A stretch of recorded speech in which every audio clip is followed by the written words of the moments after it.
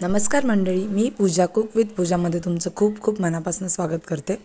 आज इथे आपण टिफिनसाठी किंवा तुम्हाला अशी भाजी बनवायचा कंटाळा आला आहे किंवा कोणतंही वाटण बनवायचा कंटाळा आला आहे पण न वाटण करता अशी 10 मिनिटात बनणारी वांग्याची भाजी आपण इथे पाहणार आहोत।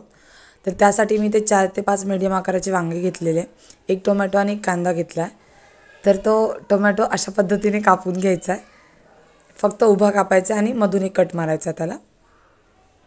जास्त बारीक वगैरे टोमॅटो चिरायचा नाही आणि कांदा याच प्रकारे आपल्याला चिरून घ्यायचा।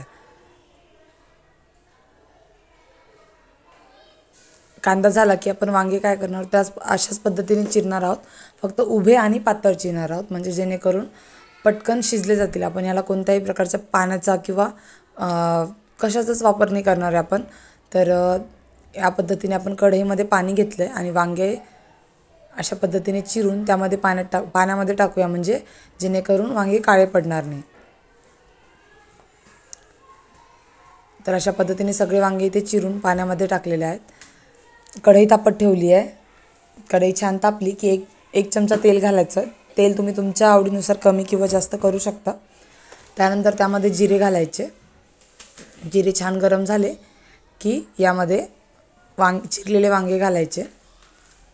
आपल्याला याला लगेच बिलकुल खालीवर करायचं नाही आहे।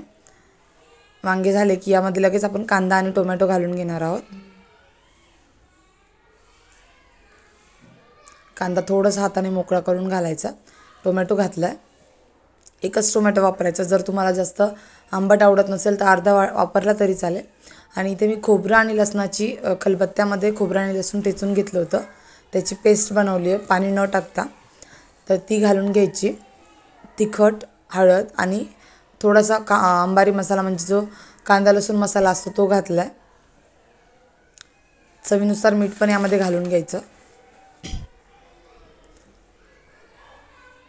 आणि मी इथे थोडासा किचन किंग मसाला पण वापरलेला आहे। किचन किंग मसाला ऑप्शनल आहे। आणि आता इथे आपण झाकण ठेवून घेऊयात।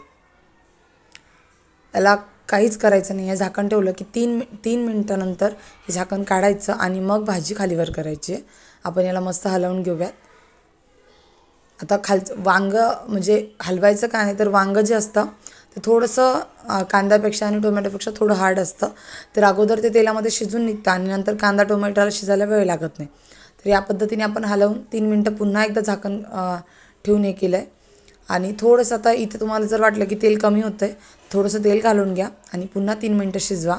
असं 3 मिनिटं करून आपल्याला 3दा हे झाकण काढून हलवून शिजवून घ्यायचं आहे। याला बिलकुल पाण्याची वगैरे गरज नाही आहे, कुठल्या प्रकारचं शेंगदाण्याचं कूट घालायचं नाही आहे। आणि फायनली आपली भाजी इथे तयार झालेली आहे। पाहू शकता तुम्ही किती छान हॉटेल स्टाईल अशी कोरडी भाजी दिसते आहे। तर इथे भाजी जी आहे आपली तयार झालेली आहे। कांदा पण छान शिजला, तुम्ही थोडंसं त्याला उलथण्याने वगैरे दाबून पाहू शकता। आणि मस्त आपली भाजी तयार झालेली आहे। खूप सारी कोथिंबीर घालून घ्या आणि पोळी भाजी भात कशासोबतही सर्व करा। तर अशा प्रकारची सोप्या आणि साध्या पद्धतीने अगदी 9 ते 10 मिनिटात होणारी भाजी इथे तयार झालेली आहे। तर आजची रेसिपी तुम्हाला कशी वाटली मला कमेंटमध्ये नक्की सांगा। भेटूया अशाच नवनवीन रेसिपीमध्ये, तोपर्यंत बाय।